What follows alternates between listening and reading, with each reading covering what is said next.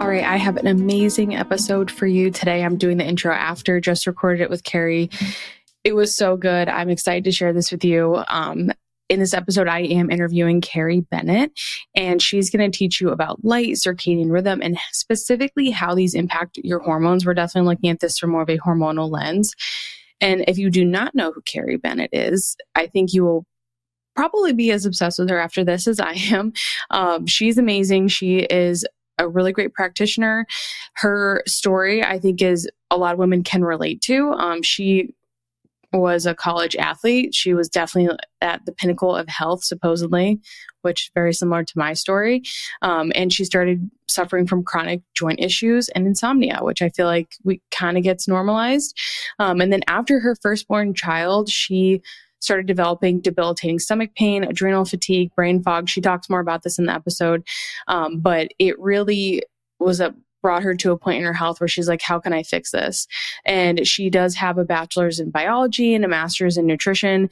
She was a personal trainer, a massage therapist, so she was a body worker as well. She has a very unique background that just brings everything together so beautifully.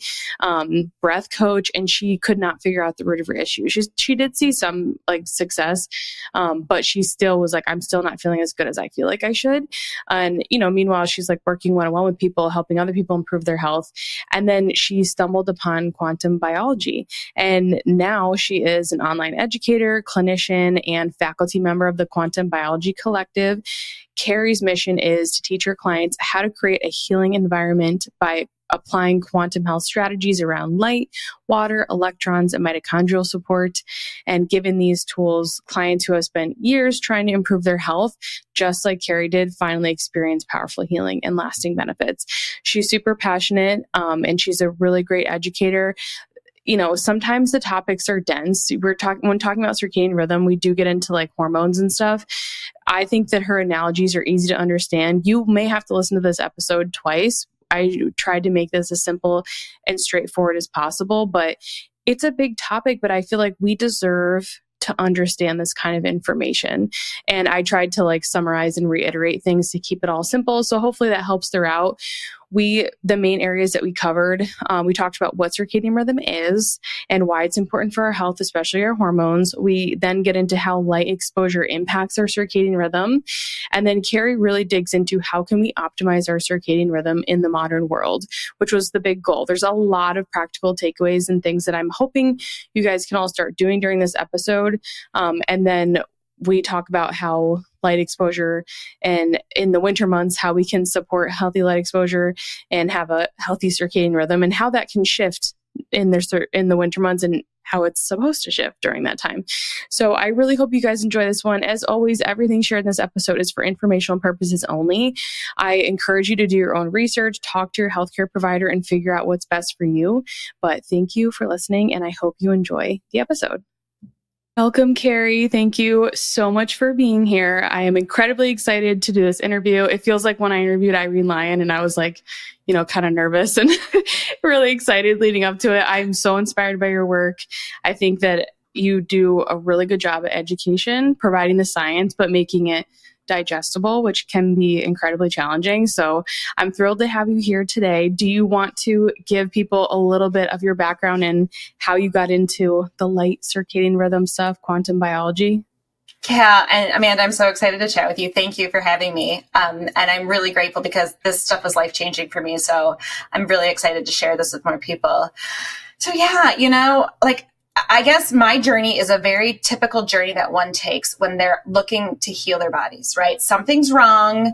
And whether you get a diagnosis or you just have a constellation of symptoms where you don't feel great and you're searching for answers, that was me, right? And I could slowly see it evolve actually from college onward, where my joints got deteriorated. I had really horrible bouts of insomnia.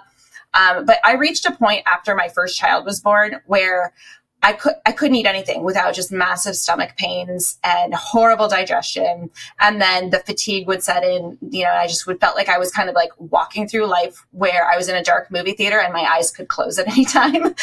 But, that's tough, right? Because new mom, well, and then I'm also dealing with a child who didn't sleep either. Like he wouldn't sleep. So he had kind of an insomnia as well, or was very challenging, let's say, like, the ones where you bounce him for 3 hours only to sleep for 20 to 40 minutes. Oh. And so there I am up at night then too, like trying to search for answers. And so there's a lot of things that I tried in order to support myself. I have a background as a personal trainer. I went to massage therapy school.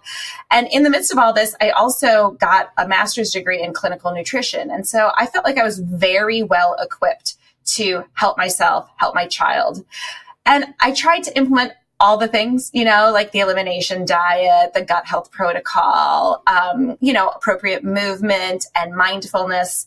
And I felt a little better, but it wasn't anything life shattering or earth shattering for me. And I thought to myself, there has to be something even more fundamental and foundational that regards to health than what I'm aware of right now. I just had this nagging feeling. And so one night, as I was, scrolling my phone, trying to figure out why my child wasn't sleeping and what was wrong with me and how to support us, I stumbled across a blog by a neurosurgeon named Jack Kruse, who really started connecting dots about how light was impactful to health. And you and I got to chat a little bit before we hit record as we were talking, like, yes, light was mentioned before, in terms of, fluorescent lights really aren't necessarily, you don't feel great under fluorescent lighting, or it's important to get that morning light because it can help balance hormones, but it was kind of glossed over. So I had heard about light, but no one had gone into light the depth with which I had learned, starting with Dr. Kruse and then all of the amazing researchers I dove into, Dr. Wunsch, other biophysicists who talked about light and things like water in our bodies. So I went down that rabbit hole, right? That's called quantum biology. And I've never left. I am still deep in the hole because I started to apply things related to light and using light to support my body and my circadian rhythm. And within 3 days, I was myself again, like 3 days. And that's not a unique story. Believe it or not, I've had many people who have contacted me and been like, I couldn't work, or I was, just walking through life in a fog. And then after 3 days of really implementing these things, I could tell there was a difference. I've gained my life back. And so I knew it wasn't just a random thing and that this needed to get brought to the masses. And so I've been really excited just to educate people and inform people about light and their light environment and this, burgeoning field we call quantum biology and how that can be applied for health. So awesome. And I can attest to the light thing. I shared this. I did like a pregnancy update and kind of compared my 2 pregnancies in an episode, which was fun. But a big shift I made postpartum for sure. But then it kind of like went away. Like I got started with the light stuff because I wanted my daughter to have good circadian rhythm and I wanted her to sleep. And she did. She slept so much at night. And I was like, okay, it was, that was a really good motivator when you have a newborn. But then I started working more and my light exposure went down, right? It's just like trying to find a new routine. We had a nanny for a little bit. And so it was like, totally changed up my routine. I didn't even like think about the light piece. I was like not really thinking about it. And then we ended up conceiving again. And I have a whole history with thyroid health, hypothyroidism. And that's like kind of my first main concern when I found out I was pregnant. And my labs looked good before, but then I started implementing more of the light stuff again because that was in like June. And that's when I was starting to dig in to all this light stuff. I found you on some random podcast and I was like, oh my gosh, like Carrie Bennett, this is like the information that it's like, again, things I kind of knew, but I'm like, this is really important. Why don't I focus on this more? Why is this not a bigger thing for me? And so I made it one, and my thyroid labs, when I did them during my first trimester, better than they have looked in like 7 to 8 years. That's amazing. And I'm not taking meds. I am doing a small dose of iodine because I'm still nursing my other daughter. But I was like, oh my gosh, I really think I like crazy intentional about the light. So I really think that has had a big difference in this pregnancy, and I feel really good. I did a lot of prep and stuff going into it on gut health because that was like an issue in my first pregnancy. But I really cannot be like, listen, everyone, I know that it can seem like it can be really difficult and challenging. And we're going to talk about all that stuff and how you can, Carrie makes this very practical. And we're going to do a Q&A for Patreon. So we have a ton of great questions there, but we're going to cover a lot in this episode, and we're going to teach you how to apply this to your life and make it realistic. You don't have to spend hours outside. If you can, cool, but you absolutely do not have to, but it really does make a difference. And I'm like, I have to like share my kind of testament to that too, because I can totally relate to everything you went through. Oh, that's so cool. And yeah, it's really inspirational, I think, for people to hear stories like that, to be able to say, okay, all right, this is something I really want to try. It's not something I've tried before. So maybe this can shift my health in that the direction I want to see it move. Yeah. So yeah, I love light. Where do you want to start with light? Where do you want to start? So let's talk about light exposure. I mean, in its relation to like, what is circadian rhythm? Just like tell people what is that? How does light impact that? And then why does this matter for our hormones? Why should we care if we have hormone concerns? Okay. Yeah, that's a perfect question. I love it. So I would say, number one, we have built into our bodies something called a circadian rhythm, which just means that we've got a body clock that measures a 24-hour day. So it knows that there's a period of daylight and it knows that there's a period of darkness. And it gets more specific than that. It knows that that the day is starting and the day is getting to the midpoint, and then that the day is ending. And the reason why that's important is because I've got so many cells running literally 100,000 tasks every single second of every single day. And if I didn't have something coordinating all of that, like a signal that was telling my body what to do when, it would be utter chaos. And so that's what my circadian rhythm is. It is the director of all the cells of my body, the organizer.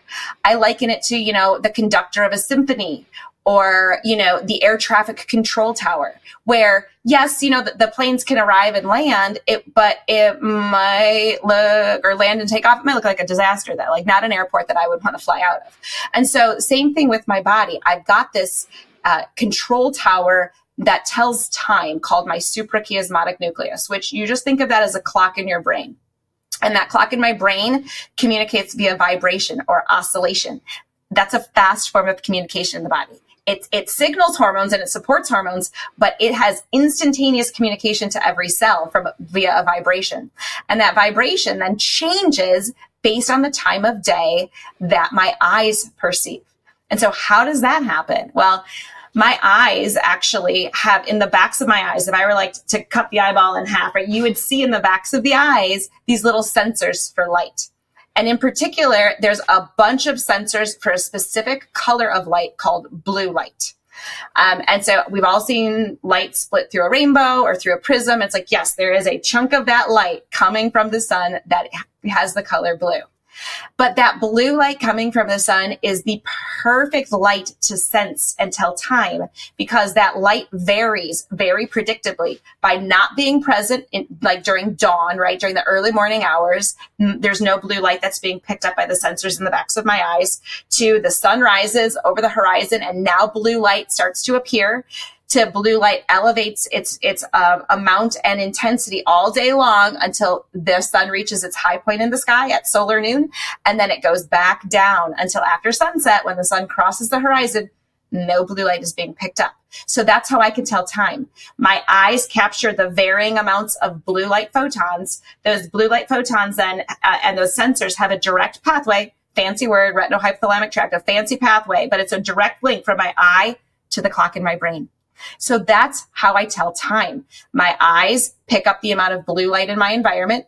They communicate that to the clock in my brain, which oscillates. And then my cells have a sensor for it. I've got clock genes and things like that that need to know the time in order to say, oh, run this program, shut that program down, make this protein, don't make that protein. All of that comes into play based on the oscillations from the clock in my brain, including things like hormone release. And that's, I think, where we want this discussion to go. Yeah. And even it's like, I feel like people kind of know circadian rhythm. It's like, okay, it's a clock and my everything shifts in my body around that time. Like even your gut bacteria, people think about like detoxification. Yes, it happens a lot, primarily at nighttime, right? So all of these shifts are happening, and it's because we're getting that signal from the light in our environment. That was beautiful. Hopefully people grasp that. You might have to rewind and listen to it a few times. That's typically what I do with podcasts with Carrie. I'm like, wait, that was such a good analogy. I need to go back and listen again. Let's talk about that. And we're going to go into like different, how we're getting that blue light in our eyes. We have a lot of questions from the Q&A going into like, okay, do I have to not wear glasses, all that sort of thing. Your eyes are, this is why your eyes are so important. It's not just our skin. It's because the eyes are taking in that signal and communicating the rest of your body. So I just want to reiterate that. So let's talk about the hormone signaling. So we're getting this information, our body's getting the information. What kind of hormones is it signaling, especially when we first wake up? Yeah. So, I think most of us have heard we get a cortisol surge in the morning, or we have a cortisol awakening response, or we should, right? And that was part of my issues actually with health, like adrenal fatigue. I had flatlined cortisol all day long. So this was a really keen interest of me to go into and kind of test and see. And what happens is when the sun crosses the horizon and that blue light starts to get picked up by my eyes and talks to my brain, that clock in my brain has a very close connection to a part of my brain called the hypothalamus. And so literally it's right above the hypothalamus. So as soon as the day starts and that clock starts to oscillate, the hypothalamus wakes up and says, it's morning. Let's kickstart some really key pathways in the morning. One of which is called the hypothalamic pituitary adrenal axis, which is where the hypothalamus communicates to the pituitary gland, communicates to our adrenal glands to make cortisol. And so we get this beautiful cortisol surge. But what most people don't know is that it's not cortisol that's first influenced with that pathway. In that pathway, and then also the pathway involving the reproductive organs as well. So the hypothalamic pituitary reproductive axis also gets signaled. And the mitochondria, which are they're organelles that live inside of those cells in those glands, they first make a master hormone at that time of day called pregnenolone. And if anyone has ever worked with hormones or hormone imbalances, like you might have seen, like pregnenolone is like up here in terms of this cascade of all the different steroid hormones and sex hormones we have. And so that pregnenolone then is what becomes cortisol. It surges into cortisol in the morning, but then it gets ferried out to become a balanced amount of the other steroid hormones. So it becomes DHEA, it becomes estrogen, progesterone, testosterone. All of those steroid hormone pathways really get upregulated and balanced first thing in the morning. And so if we consistently miss that morning light signal, that pathway is underactive. That pathway gets downregulated or dysregulated. And so we're not making that pregnenolone. And so then all of a sudden we're trying to have energy and make cortisol. It's not happening. We're trying to get pregnant. It's not happening because we're lacking the light signaling to tell our body to do just that. I love that. And it's like, and I know like Carrie's mentioning all the hormones and stuff. I wouldn't even worry about that. But it's like, it affects your sex hormones, it affects your stress hormones. And those are probably two of the topics that I get the most questions about. We like to isolate them, right? We love to, I have low cortisol, or I have high cortisol. I have low estrogen, high estrogen, low progesterone, whatever it is. We like to isolate them, but I think this is light is a beautiful example in circadian rhythm of how they really do all work together and they're going to impact each other. Can you talk about thyroid health and how the light will impact that thyroid health, especially in the morning? Yeah. So that same hypothalamic pituitary communication, those two pathways kickstart a bunch of other pathways in the body. They're called axes or paths. So that hypothalamic pituitary thyroid axis also gets kickstarted in the morning. And so you get the hypothalamus saying, okay, pituitary gland, make TSH. The pituitary gland knocks on the thyroid gland and says, okay, let's start making a thyroid hormone. And so that happens in the morning as well and gets optimized a little later in the morning. So while the pathway gets kickstarted with that kind of what I call sunrise eyes, it gets kickstarted then. It gets optimized a little later when the sun gets a little higher. When the sun reaches a little higher in the sky, you get UV light to appear. And that UV is a really important light signal, again, through the eyes, because it starts to optimize the conversion of tyrosine into thyroid hormone. And so that's where you get a really good thyroid support, is where you optimize what I call UVA rise in the morning. Mm-hmm. And I don't know if you've played around with the Circadian app at all, but that's a great app that you can get where you can plug in your location and you can see these times that I'm talking about. Like, when is sunrise? When is UVA rise? When is sunset? And you can start to say, oh, okay, let me get outside during some key windows, or let me block light at certain times as well, the artificial light, in order to optimize and balance all of these systems. And thyroid's like such an interesting one too, especially when you think about like how it gets produced throughout the day. Cause then it's like, oh, well, when I get my blood work done, I just test it whenever. And I always ask, what time of day did you get these test results done? It's so important. It can have a huge impact on like what your TSH level. People don't realize, and like, it fluctuates throughout the day. It's not just like one flat level that you have like for 6 weeks straight until you get your labs retested. So I think that's like such a fun thing to kind of highlight and bring to life. Like, oh, okay, so that's a lot of that's happening in the morning, and we'll go into more like UVA light and stuff. So we have this circadian rhythm, this clock, right, in our brain. It is communicating via the light signals that it's getting, and it's leading to all these hormonal cascades: stress hormones, sex hormones, thyroid hormones. It's so important, right? Now let's bring it to our environment, which is where I think most people struggle, because most people, I think, are very removed from getting a lot of natural light exposure, and it's just kind of become accepted and the norm. And I totally get it. I mean, I worked clinical positions for a very long time before I had my own business. And then, you start your own business, and I feel like I was outside even less, because you're trying to figure out what the heck you're doing. And you taking on way too many clients and all that stuff, the growing pains. So even then, it's like, it can be very challenging no matter what kind of job you work. But let's talk about how the blue light in our environment. So we're talking about blue light from the sun that we're getting, how that kicks off signals. How does the blue light in our environment, especially like indoor, impact that circadian rhythm? Like, why should we care about it?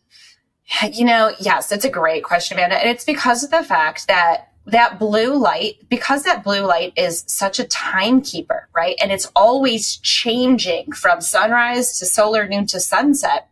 When we're dealing with artificial light, whether it's coming from bulbs or screens and devices, that light it never changes. It has a very big, what's called blue amount and intensity of blue coming from it. Like, I could take this fun little device called the spectrometer, and it'll show me the blend of light coming from anything. And you point it at a screen, it's like blue, a ton of blue. It basically signals, that amount of blue signals our body that it's the middle of the afternoon. And it never changes. So it's kind of like being stuck in like this time warp, right? Where you're just like in this chaotic signaling where the brain's like, okay, it's still the middle of the afternoon. Okay, we just slept, but all of a sudden it's the middle of the afternoon. Oh, we're going to bed, but I think it's the middle of the afternoon. And so you can kind of understand what chaotic signaling can happen because of the intensity of that blue light that never changes. Yeah. And I think so if we think about because we're going to talk about how we can mitigate this blue light, right? Like how can we practically do this in our day-to-day life?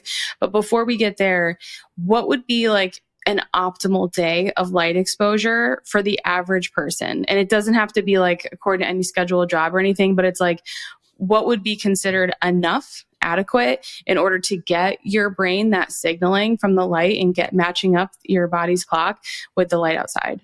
Sure. That's a great question. So I always say it's about consistency more than anything. So I would rather you do these small amounts that I'm talking about consistently most days than just on a Saturday get 2 hours outside first thing in the morning, right? It doesn't work as well that way, believe it or not. And so first and foremost, we're going to have to block the artificial light when the sun isn't out. So that means before sunrise or after sunset, you have to prevent those blue wavelengths coming from bulbs and screens from entering the eyes. And I do that with orange tone blue blockers. These are yellow, believe it or not, right? People are like, those are yellow. Like, these are my daytime ones. But my nighttime ones are orange. And so lots of different options there. But you want to get a really good quality pair of orange tone blue blockers. You put them on first thing in the morning before you look at your cell phone, right before you go to the bathroom and flip on the lights. So you protect your eyes, and then you go about your morning, which for me looks like waking up, getting some water, getting the kids situated, going to the bathroom, packing lunches, making sure everyone has all their homework, all the things, right?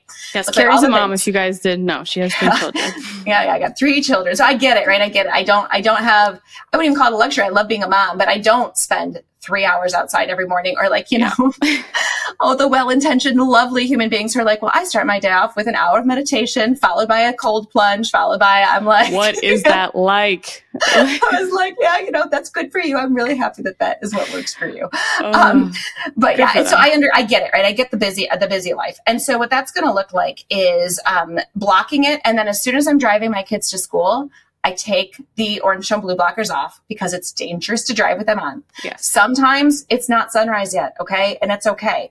As soon as sunrise hits, and sometimes sunrise, it happens because I've got the sunroof open and the windows down, because windows will change the signaling. It's not ideal, right? We want windows open if at all possible.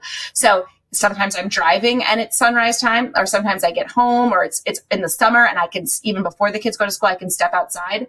My goal is to get 3 to 5 minutes with naked eyes outside. I don't have to sky gaze. I don't have to stare at the sun. I don't have to see the sun coming over the horizon. It could be cloudy, rainy, snowy, foggy. It doesn't matter. I'm just outside. And my eyes, because the moisture in my eyes actually helps to draw water, or to draw the light in. And so that's all I have to do is be outside for about 3 to 5 minutes at sunrise. And I tell people you have about a 20-minute wiggle of time. Sunrise plus 20 minutes, right? Give yourself a little bit of leeway. But it is key. If you're new to reestablishing your circadian rhythm and implementing these, it is important to get into that window of time consistently, if possible. And then I'll go inside and maybe I'll do some work, computer work, which you see I mitigate with this. People don't necessarily have to. And then at UVA rise, which is another window of time, 20 minutes is ideal. There is such magic that happens at UVA rise. And I don't know if you've experienced any of that, but like, I just feel so good if I typically schedule about a 20-minute walk then. And then I'm back here, right? And I'm in front of a computer. Now I try to take mini light breaks. So for me, right before we got on here, I ran upstairs, I peed, I went outside for literally 30 seconds and just got my body into the sun and went like this, you know? And so, you know, those little things do matter because my brain will sync up to the signals.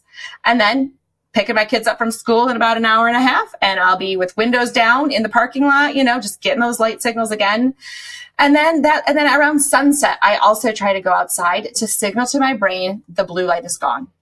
And when sunset hits, I'll put the orange tone blue blockers back on. Middle of winter is a little bit more challenging if I'm like driving kids to and from practices and things like that. But ideally, as soon as I'm kind of home and settled, orange tone blue blockers go on and they stay on for the rest of the night. And that prevents the blue light from entering my eyes to signal that the day has started again. Because that's where hormone imbalances can also happen at that end of the day. Because we're designed to get this surge of hormones in the morning. And then all of a sudden the brain is like, wow, it's been a long day. I'm getting tired. And then we just, you know, you put on the TV or you look at your phone to try to unwind. That shock of blue light starts another cortisol surge, that starts another hormone surge. And that's what keeps us kind of revved up. Or like the symptom that I had with adrenal fatigue was tired, but wired. Yeah. Like I'm physically exhausted, but mentally I can't shut it down. And so that's what happens so that's why we want to block that artificial light there. And that's why artificial light it's really being tied to a lot of hormone imbalances these days, because that's what it does. That's how it dysregulates our hormones. It like surges them again as if it was a new day without ever having slept. So, I mean, I feel like if I can do that, the majority of people can, right? It's like block it with orange glasses when the sun's not there. When the sun's there, try to emphasize some good time outside in the morning, check in with the sun periodically, call it good. And then throughout the summer, I do try to get some full body sun exposure because I think it's important to also stimulate vitamin D and other things like that through the skin as well. Yeah. And I just like, I love when you talk about it because you don't have the ideal schedule. And it's funny because I'll talk to a lot of moms and they're like, oh, I feel like I never get outside because I'm always like doing stuff for the kids, doing stuff around the house. And I'm like, it has to become a part of culture in your family, in your home. Yes. And I just did an episode recorded yesterday with one of my good friends on like how to build resiliency in motherhood. And it's like a lot of it is creating a different culture in your home because we do set the tone of our house, as moms, and like wives, spouses, whatever. Like, I feel like we do have more control. It just takes making little tiny changes. Like for me, like now that the time changed, it's like now my daughter gets up like super early. I used to do the sunrise by myself for a brief 2-month period when she would start sleeping through the night. But now it's like we get up and I just quickly, I have to let the dogs out anyway. So we just stand out there. I do not put her down because I'll never be able to get her back inside to make breakfast. But it's like we stand outside. It's not even always perfectly at sunrise, but it's like close. It's usually a little bit before, but it's close enough. And it's like, take my glasses off. We're getting it in the eyes. I want her to get it too, although kids are like much more resilient when it comes to that stuff. And like most things.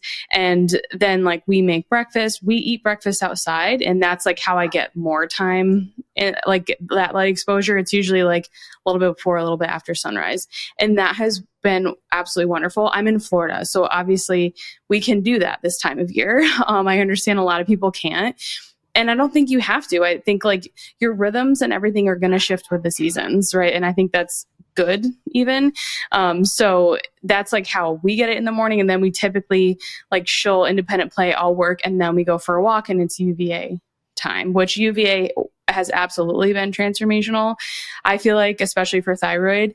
And it's one where it's like she wants to go outside around that time anyway. So it's like, I'm like, all right, I'll just work earlier, then we'll go out. And then I spend the most time inside when she's sleeping for her nap. So it's like, I do feel like I need a light break though after that 2-hour chunk. I'm like, man, I really noticed the difference. And I used to go like 6 to 8 hours, just curled up in my office getting like 0 light breaks. But I just love that it's like, it can be 30 seconds. It can be just you sticking your head out the window or opening a window. Like even the screen is fine. You just don't want the glass. Like, it doesn't have to be perfect. And some days you might find I had meetings back to back all day. I couldn't get as much light today. That's okay. Like, it's not about being perfect. It's just like, how can I consistently try to make this a part of my routine? And I think when people hear, like, we'll tell clients how it's only like a few minutes in the morning, they're like, that's it? I'm like, that's it. That's it. We don't need to be out there for 20 to 30 minutes. Like, if you can, cool, but you absolutely don't have to. And I think that brings a lot of relief. And that's why I was like, I definitely want Carrie to share her day, because I think most people will be like, that is doable, and even blocking it and stuff. And you can do the glasses. I think that's the easiest personally, especially like when you have other people in your house that are like turning on lights and stuff. It's like, there's only so much you can do. I mean, obviously you can get different light bulbs and things like that, but it's like the glasses are very practical, and no matter what environment you're in, they can work. So I think that's an important and hopefully not super intimidating way to get started with this. What you like the Viva Rays, right? Yeah, I mean, I love the Viva Rays, but there's other really awesome brands too. And, so this like kind of tying into parenthood, and even just, with my husband, I never forced blue, black, and glasses on anybody in my family, right? I just modeled the behavior. And it's so cool because my 12-year-old son and my husband both reach for them at a certain time of night. Like they know that if they were watching football together or something like that, that it just feels too intense to their eyes if they don't have the eye protection. So like, it's really awesome, right? Like this is just modeling behavior. And then they're starting to see, wow, actually that does feel good to me too. So frankly, for my husband and my kids, they love a brand off of Amazon called Spectra 479. They're like, almost like, little wraparound rec specs. Like, they're just very comfortable plastic. They're not expensive. They bend and they move, and so they're very reasonable to then. We just have maybe 5 pairs all throughout the house, and the kids will start to reach for them at a certain time of night. They know to put them on. And so even now my 7-year-old is also starting to. My 4-year-old was fed typically before there's any need to do that. Yeah. But you're right. We can do bulbs, and then you can mitigate screens with you like making screens redder and things like that. But I do find like you said, kids are resilient, and there comes a certain time of the night where people, once they start to get a relationship with light, which sounds kind of corny, but like you start to interact more with your light environment, there's like this visceral response to what your body needs. Oh, I need time outside. Oh, versus, ooh, that is just too intense for me. I have to block that. And so it's cool. You know, it just naturally happens. I was at my sister's that we have like family visiting last night, and, you know, all the cousins and stuff are there, lots of babies and kids. And like, all of a sudden it's like, I could feel it. It's like dark out. She has a lot of windows in her house. And then there's like all these lights still on. And I'm like, God, I feel weird. And then I'm like, find myself like dimming and shutting lights off. Cause I was like, that's what it is. Cause I mean, in our house, like it's just me and my 18-month-old right now. But when my husband's home, he's like the light police. So when I got into all this stuff, he's like, this is great. The light bill's going to be so low. Like that's like his concern. So he does not care about any of the benefits. He's just like, thinks it's great that I'm always like turning all the lights off and stuff. We've always kind of been like that. It's like in my house growing up, my parents always did that. Like not even on purpose, but just like, okay, it's like, we want you guys to go to bed soon. So we're going to start to like calm down, make like a calming environment. Cause that blue light is stimulating, especially for kids. Let's talk about sleep. Let's get a little bit of this in before, and we'll talk about some tips for shift workers too, because I know people are probably thinking that. I cannot tell you how many people have trouble sleeping now. I mean, that's probably one of the main concerns outside of like hormones, fertility, gut health. Like usually it's not always, sometimes it's number one for people, but it's always in there. Like in that intake form, I'm like, you don't sleep well, like at all. And I feel like it's become normalized in our society. And so many people think it's like to be expected as you get older. But how can getting natural light, especially in the morning, help with our sleep at nighttime? Yeah, it's a great way. No one ever thinks about it this way, but like two things happen in the morning. When we get that light signaling and we start basically that communication happening, that's like the start of daytime. And our brain then the brain metabolism revs up. And so we really start to we have a timing mechanism in our brain based on a chemical called adenosine that literally pretty much starts to build up from then until about 14 to 16 hours later. It needs to be elevated in the brain in order to help us fall asleep. So that's one. But then with that morning light, specifically that UVA light, we start to make serotonin, right? That UVA light is a very key pathway in which we take a breakdown product of melatonin. So we make melatonin when we sleep. That melatonin breaks down into an amino acid called tryptophan. And then that tryptophan, using the light energy from UV light, becomes serotonin. And that serotonin pool that we build with morning light will then become melatonin when we experience darkness. And so that's a whole cycle, right? You go to sleep at night with your melatonin elevated. You break it down into this amino acid that makes you feel groggy, which is why people who don't get that morning light tend to feel like are slow starters. That's one of the questions on my questionnaire, right? Are you a slow starter in the morning? Well, you know, if you're a slow starter, maybe you're not converting that tryptophan into serotonin efficiently. So then you're designed to convert that tryptophan into serotonin, feel pretty darn good, right? When that serotonin is balanced, that window of time also balances dopamine, norepinephrine, which is great for focus and concentration. But that serotonin then, like I said, you build up enough of it to become melatonin. The other part about that serotonin, which I think not a lot of people realize, but that serotonin also works on gut motility. Right? So that's our gut. We hear, you make the majority of your serotonin in your gut. Yeah, you do. But the light signaling needs to happen through the eyes, right? That circadian signaling needs to happen. And so then it helps with bowel movements, and that balances the gut microbiome and all the things, right? All of it's connected to the light signaling. And so that serotonin is key because you make that melatonin at night. But you only turn it into melatonin at night if you block the artificial light, because artificial light exposure will suppress melatonin 80% or more. So that's why I think we're seeing such an epidemic of all of these interrelated things, right? First and foremost, gut health, infertility, but also a lot of anxiety and depression, or, neurochemical dysregulation can happen as well. And a lot of it has a light signature, a light connection. And so if we're not blocking the artificial light at night, we're suppressing our melatonin, we're elevating cortisol.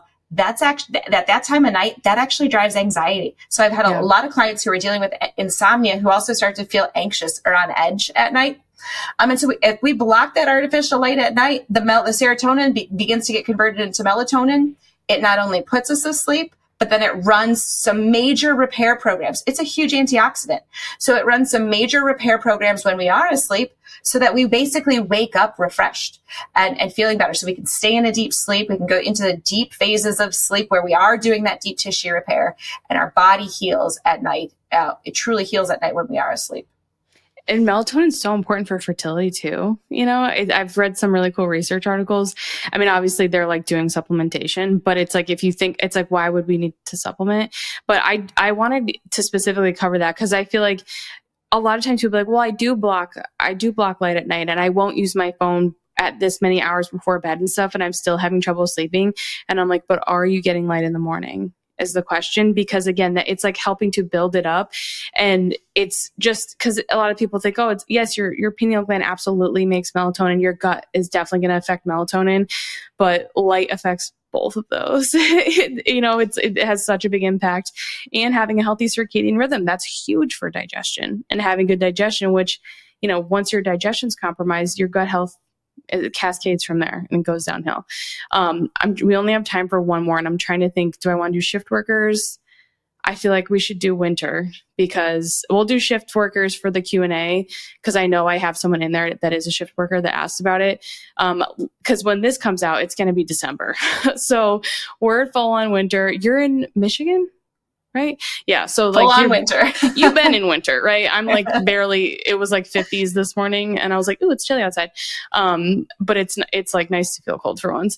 Let's talk about, like, do you have tips for winter? Because obviously light exposure is a lot easier in the summer months. Spring, it just, there's more light, there's more opportunity. How do you get it in the morning time in the winter, or how do you get it throughout the day and kind of balance that out? It's still important, right? But here's what I think people need to realize even more in the winter is that you have to honor the darkness, because winter is a time of darkness, which means we can make more melatonin. We can repair a ton. So in the summer, less melatonin, more vitamin D opportunities to be made. In the winter, I can't make any vitamin D where I live, but massive amounts of melatonin. And so if we can kind of just shift our brains into being like, maybe now is an okay time to turn down a late dinner party, right? Or maybe kind of shift your routine. Like, friends and family know, like, it has to be like between breakfast and an early dinner, basically. If you want to hang out with me, like 7:00 at night, no way. And so, yeah, I think we just have to recognize that it's okay to be a little bit more tired in the winter. And we have to look at it as an opportunity. So I'm just really more diligent about blocking artificial light at night in the winter. And then also getting the light when I can, because I used to have seasonal affective disorder. And I had this bright old light box on my desk. And yeah, it kind of shocked me awake, right? And I did feel a little bit more energized, but it doesn't feel anywhere near what it feels like to still go outside in morning time in the winter. You still just got to do it. And I don't care if it's gray, right? If it's gray outside, it still is going to be 10,000 times brighter than it is in your interior environment. Mm-hmm. And not only do you get that bright signaling, which is what a light box does, that stimulates dopamine and, makes us feel better and more energized, but we also get the actual signals from the light, all of the colors from the light. Whereas this light box is just like, this vicious amount of one type of light entering my eyes. I can get the same thing from nature. So just because it's cold, just because it's gray, we still have to go outside. And so if we can do that and still make that a priority in the winter, that is how seasonal affective disorder disappears. That's how we actually get some really deep repair, by maybe saying, okay, it's okay to go to bed early if my schedule allows and my body feels the need to. Then that's where it's like, winter's an opportunity. I can still stay happy and energized when I get into the light, but I can also honor the fatigue that I might experience earlier in the evening as an opportunity. Yeah. And I feel like people talk about eating seasonally and like the shifts of the seasons. I'm like, our lifestyle can shift with that as well. I mean, think about it. It's like this time of year, it's like, even when I had family visiting and stuff, I'm like, I want to slow down. I want to like be more present and like have our days definitely feel like shorter somehow, because like the darkness and everything's starting to change. But it's like, that's okay. It's okay to do less if you can. And then just maybe like you didn't quite plan for it. If you have kids and they're in a bunch of things, maybe the next year you rethink that. And you're like, how did that serve us? Like, how did it serve the kids? Is it something that we want to continue with, or do we want to maybe load more things in the summertime, whatever that might be? But I just love to mention that. I love when you talk about that, because I'm like, it is so true. It could be a season of deep restoration, but a lot of times we just don't, like, people, like they're like, I need vitamin D supplements, or vitamin D light or something like that. And it's like, but is this like the most appropriate thing for your body during this time of year, or could it potentially be very confusing? Do we have time for me to say one thing? Now we know that the research is showing that melatonin docks to the vitamin D receptor. So melatonin and the vitamin D receptor was misnamed. It was named vitamin D receptor when we only thought that one thing docked to it, meaning that the benefits of vitamin D are also achieved by melatonin. So we can get them both, but like, we try to live in perpetual summer all winter long. We elevate the temperature. We're not aware of all the brightness of our light environment. And so if we can honor the winter and support melatonin levels in our bodies, we get the same benefits. Yeah. And it's okay to be cold. Just want to say that. I know I live in the South, guys. I know, but I'm from Connecticut. So I spent my whole life being very cold. But we always it didn't matter. My mom had a home daycare. We were always outside. I mean, it didn't matter if it was like a ton of snow. We all had snowsuits. It's like we lived outside growing up, and the time of year didn't change that. And I know that can be challenging with kids. There can be more of a mess. It can change things, but I think it's so helpful to hear this perspective, and I hope that it shifts things for people, maybe gets you thinking a little differently and not so scared, because I think there's a lot of fear around vitamin D levels in the winter and illness and that sort of thing. And I'm like, I'd be way more concerned with that perpetual summer and having that have a negative effect on immune system function and stress in the body and inflammation, versus like trying to keep vitamin D levels within a certain range. And I have heard you talk about vitamin D, and Carrie, if you will come back on, you are going to come back on, and we're going to do a podcast on this, because I get a lot of questions. I don't love vitamin D. I think it can be appropriate in low doses in certain situations, but I'm like, no one understands vitamin D. And I've talked about how it's more like a hormone and everything, and it has like cofactors and all that stuff. But when you bring light into the picture, it's like there's even more, guys. So I'll have Carrie come back on and we'll talk about vitamin D. That was a little teaser that melatonin also binds to the vitamin D receptors. Fascinating. We're going to go record the Patreon Q&A now. So we'll cover the shift worker question there. We have a lot of great questions from listeners. So if you guys want to get access to the Patreon bonus episode, you can go to patreon.com/hormonehealingrd. But thank you, Carrie, for coming on the podcast. I appreciate you so much. Thanks for having me, Amanda. Yeah, let's do this again.